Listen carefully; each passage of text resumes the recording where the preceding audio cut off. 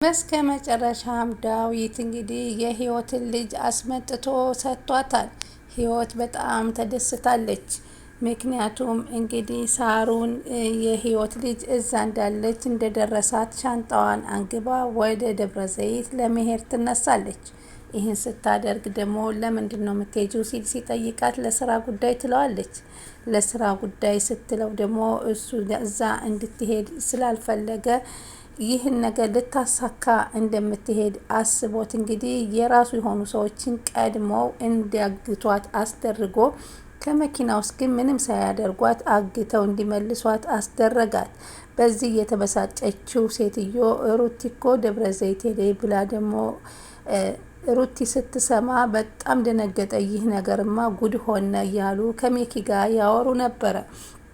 ከዛም በኋላ ምን ማድረግ አለብን? ይህን እኮ እሷ እኮ ካገኘቻት ልጁን ልታሳጣት አትችልም፣ መልሳ ልታሳግታታለ እያሉ ከሜኪ ጋር ሲወያዩ እንግዲህ ሻንጣዋን እየጎተተች ስትመጣ አገኟትና እንደተመለሰች ምን ሆነች ነው ብሎ ሲላት ዳዊት የመስሪያ ቤት ሰዎች እኮ ምቀኞች ናቸው፣ እንዳልሄድ ፈልገው ነው መንገድ ላይ ግን ምንም ነገር አላደረጉሽም ሲል ይጠይቃታል። ምንም ነገር ያደርጉኛል፣ የመስሪያ ቤት ሰዎች ስለሆኑ ምንም አላደረጉኝም፣ ብቻ አምጥተው እዚህ ጋር ጣሉኝ አለችው ማለት ነው። አይ በቃ ጥሩ ተረጋጊ አላትና በጣም ተደሰተ ዳዊት። ሜኪና ሩቲ ደግሞ ፍቅራቸውን ለመጨረስ የመጀመሪያ የልጅነት ጓደኝነታቸውን ሜኪ እንዳገረሸበት ለሩቲ ይነግራታል። ሩቲ ግን ሳልወደው እኮ ቀርቻ አይደለም፣ ሆኖም ግን ቤተሰቦቼ አይፈልጉትም እያለች ለራሷ ታወራለች። ለሱ ግን ግልጽ አልሆነልችለትም። እሱ ደግሞ አሁን የበለጠ እንደሚወዳትና እንደሚያፈቅራት እየገለጸላት ነው። በዚህ ጊዜ የተናደደችው ሳሩን እንግዲህ እነሱን ብላቸው ሄደች። ገፍትራቸው ነው ወደ ቤት የገባችው። ያም ሆነ ዳዊት ታሪክ ሰርቷል። እንግዲህ የህይወትን ልጅ አገናኝቷል። ከዚህ በኋላ ደግሞ ህይወት ልጇን ይዛ የመውጣት እድል መኖር አለበት ብለው መኪና ሩቲ ተነጋግረዋል። ለዚህ ለልጇ ጤንነትና ደህንነት ሲል ከሳሩን ለማዳን ልጇን ይዛ ግዴታ እንድትወጣ እንደሚያደርጓት ተመካክረዋል። እንዲሁም ሊናገሩም እየፈለጉ ነበረ። በአጋጣሚ ይሄ ነገር የተከሰተባቸው። ሰላም ወደ ቻናሌ ተከታታዮች ሰላማችሁ በያላችሁበት ይብዛል። ለቻናሌ አዲስ የሆናችሁ ሰብስክራይብ፣ ላይክ፣ ሼር እያረጋችሁ አበረታቱኝ። የህይወት መንገድ ቀጣይ ፓርቲ ይዤላችሁ መጥቻለሁ። እንግዲህ አሁን የሚያሳስበው የሩቲ የህይወት ልጅ ጉዳይ ነበር። የህይወት ልጅ በጠና ስለታመመች ሕክምና ወደ አዲስ አበባ ምትመጣለች ቢባልም ሆኖም ግን እዛው እንድትታከም መደረጓን ስታቅ እሷ የህይወት ልጅ እንደሆነ ስታቅ ሄዳ ደግሞ መልሳ ልታግታት አስባ ነበር ሳሩን ሻንጣዋን አንግባ የተነሳችው። ሆኖም ግን ይሄን የተረዳው ዳዊት ደግሞ ቀድሟታል። በፍጹም እንዳይወስዷትና ተከታትለው እንዲያግቷትና ወደ ቦታዋ እንዲመልሷት አስደረገ። ከዛም ደውሎ እንደገና ሲጠይቃቸው እሷ እኮ ብትቀር ሌላ ሰው ልካለች የሚለውን ደግሞ ሪፖርት ሰማ። ገባችና መኝታ ቤት ቁጭ አለች። በጣም ተናዳ ነበር ሳሩን። ከዛ ህይወት ደግሞ ውሃ ይዛላት ሄደችና እንኪ እንድትረጋጊ ብዬ ውሃ መጣሁልሽ ስትላት አንቺ ፊትሽን ማየት አልፈልግም ማናንጭልኝ አለች ብላ ትጮባታለች። ከዛ አንጭ ውሃውን ትላትና ይህን ቀዝቃዛ ውሃ በጭንቅላቷ በፊቷ ላይ ታቾፍና ልብሷን ሁሉ ታበሰብስባታለች። እሷ ምትትትት እያለች ብርዱን መቋቋም አቅቷት ወደ ውጭ ስትወጣ ሜኪ ያገኛታል። ሜኪ ደግሞ ይህን ያደረገች ሳሩን ናት። አዎ በቃ በጣም ተናዳለች አለ። እስኪ ልግባና ሁኔታዋን ልጠይቃት ብሎ ገባ። ግን ምንም አላደረጉሽም አላት። ምንም አላደረጉኝም፣ የመስሪያ ቤት ሰዎች ናቸው እኮ ለምን እንደው ግን አላቅም፣ ምቀኞች መብዛታቸው አለችው። አይ በቃ ምንም ነገር ካላደረጉሽ አላት ማለት ነው። ከዛ በኋላ እንግዲህ ወጣና ቁጭ ብሎ እያለ እንግዲህ እሷ ደግሞ ስልክ ደወለችና እኔን ሊሄድ አልቻሉም፣ ግን ይሄን ነገር ያደረጉትን ሰዎች ተከታትለ እንድደርስባቸው እፈልጋለሁ ስትል አሁንም ሳሩን ደወለች ለሚመለከታቸው ሰዎቿ። ከዛ በኋላ ደግሞ ምናለች፣ በቃ እኔን እንድሄድ ካልፈቀዱ አንተ ሂደህ እንድታመጣልኝ እፈልጋለሁ ስትል ደወለችለት፣ አስጠነቀቀችው። ያኔ የመስሪያ ቤት ሰውዬ የተወገደው ምንድን ነው? ወሬ የለውም እንዴ? እባክህ እሱ መርከቧ ተመርከቡ ምንም ቤተሰብ የለውም ይጠይቅለት ምንም ነገር የለም እና ያው ተወግዷል ስትለው እሱ ሜኪ ለዚህ እንደገባ አላወቀችም። ከጎኗ አስቀምጣ ከጉያዋ ማን እንደሆነ እንደሚከታተላት ያላወቀችው ሞኝ ራሷን ትመራለች። አይሱስ ቤተሰብ ሳይኖረው ቀርቶ አይደለም፣ አንድ ቀን እውነታ ትወጣለች ብሏት ነበር የወጣው።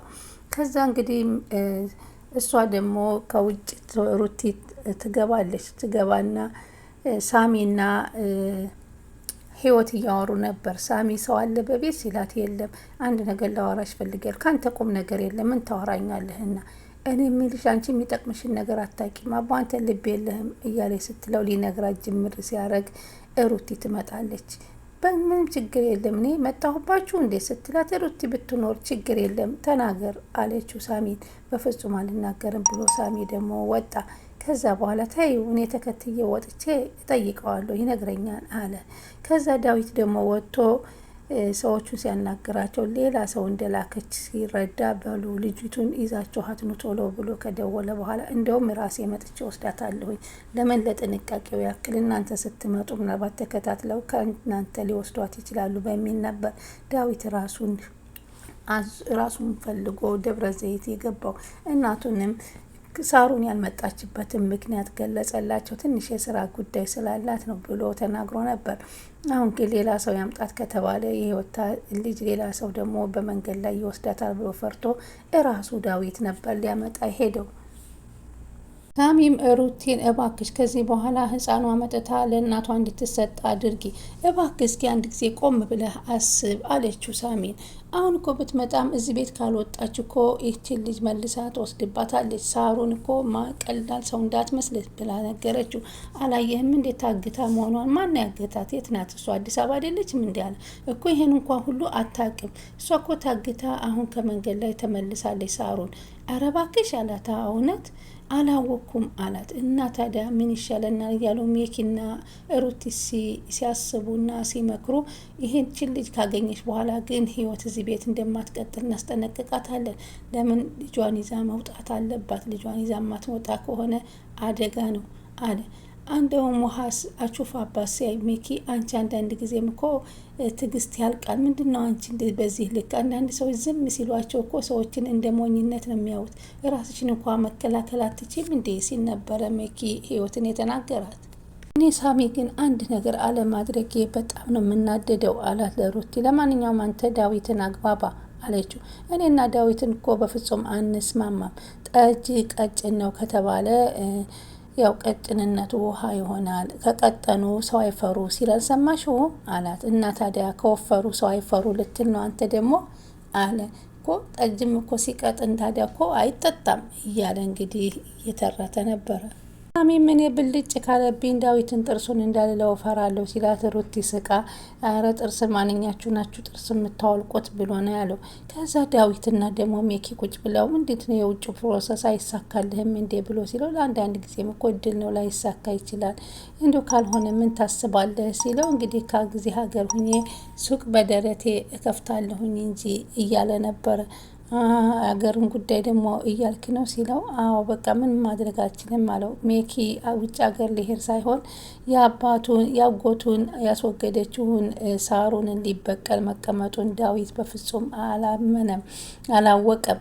ህይወት ደግሞ ከዳዊት ጋር ቁጭ ብላ ሰሞኑን ደግሞ ጊዜ አልሰጠኸኝም ለእኔ ስትለው፣ አዎ ይቅርታ አድርጊልኝ ትንሽ ሰው ስራ ቢዚ አድርጎኝ ነው ይላታል። እኔ እኮ ግን አንድ ነገር ልነግርህ ነበር። ምንድን ነው የምትነግሪኝ ህዊ አላት። ፎቶግራፍ እኮ እዚህ ቤት ውስጥ የኔን ፎቶግራፍ አገኘሁት። እንዴት ታገኘዋለች? በልጅነቴ የተነሳሁት ፎቶ ከኔው ጋር የነበረኝ ፎቶ የሚመሳሰል አገኘሁኝ አለ። የትኛው ፎቶ ነው እስኪ ያሳይኝ አላት ማለት ነው። ከዛም እንደገና እንትን አለች፣ አልበሙን ገለጠችና ይሄ ፎቶግራፍ ብላ አሳየችው። ይሄ እኮ ሩቲ በልጅነቷ ነው።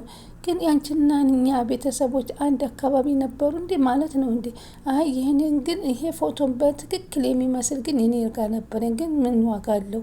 እንዳላሳይህ ከኔ ማን እንደወሰደው አላውቅም። ከልብሴ ጋራ ነበረ ግን አሁን አላገኘሁትም ስትለው፣ አይዞሽ ህይወትዬ ከዚህ በኋላ አንቺና እኔ ጥሩ ጥሩ ፎቶግራፎች እንነሳለን። ለፎቶ ነው ወይ የምትጨነቂው ብሎ አጽናናት።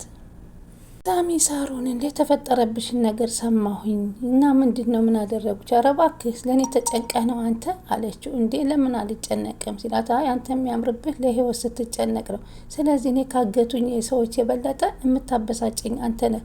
አንተ ማየት አልፈልግም አለችው። እና በቃ ድሮም አንቺ ከኔ ጋር አትስማሚም ብሎ ሊወጣ ሲል ቡና ይዛ ትመጣለች ህዊ።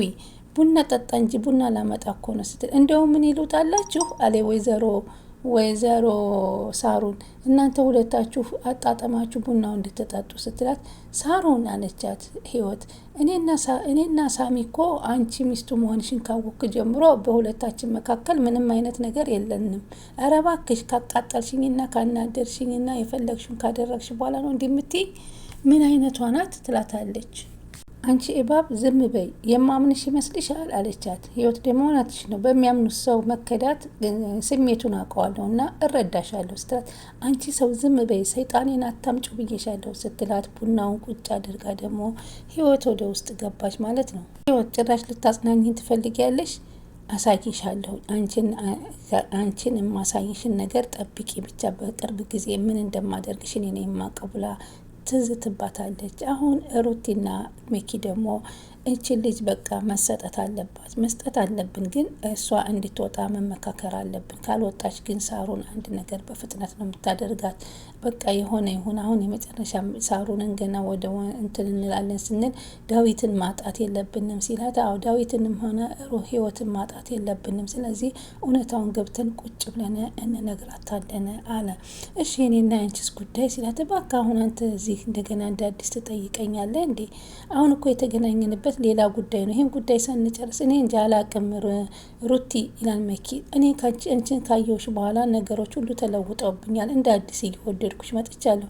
የልጅነት ፍቅሬ አገር ሽቶብኛል አላት። እባክህ እሱን ሌላ ጊዜ፣ አሁን ምንም ቦታ የለኝም ልትነግሪኝ አትችይም ቢላትም፣ እባክህ አሁን ይሄ ጊዜው አይደለም አለችው። ከዛ በኋላ እሱ ሂደት ሲል፣ አይ ሜኪ እኔ ሳልወድ ቀርቼ መሰለህ? ቤተሰቦች እኮ አንተን እንዳገባ ፈቃደኛ አይደሉም፣ ግን እንዴት ብዬ ላስረዳ ትላለች። ግን እዚህ ጋር ሩቲ እውነታውን መናገር አለባት። እውነታውን ቤተሰቦቹ የማይፈልጉ ከሆነ ማሳመን፣ ቤተሰቦቿን የማትፈልግ ከሆነ እሱን ደግሞ ልቡን መጉዳት የለባትም ባይ ነኝ። እውነታውን ነግራው እሱም ራሱን ማዘጋጀት አለበት። በዚህ አይነት እንግዲህ ተስማምተው ሊናገሩ እንደገቡ ደግሞ ዳዊት እንግዲህ ዳዊትሩ የህይወት ልጅ ለማምጣት ጉዞ ወደ ደብረ ዘይት ሄዷል ማለት ነው። ፈጣሪ ጠብቀው። ከዛ በኋላ ደግሞ ህይወት ልጇን ይዛ በመልካምነቷ ወጥታ ሌላ ቦታ ተቀምጣ ለማሳደግ ያብቃት። ከሳሩን ተንኮል ይጠብቃ። ሳሩን ደግሞ ጊዜዋን ጠብቃ ወደ እስር ቤት የምትሄድበትን ጊዜ ይቃረብ። ሌሎችን ሰዎች ሰዓት ጎዳ ማለት ነው። የምሰራው ስራ ጥሩ አግባብ ስላላደለ ውድ ተመልካቾች ስትከታተሉኝ ስለነበር ከልብ አመሰግናለሁ። የዛሬው ቪዲዮ በዚህ ተሰናብቻቸዋለሁ። ላይክ ሼር በማድረግ አበረታቱኝ እያልኩ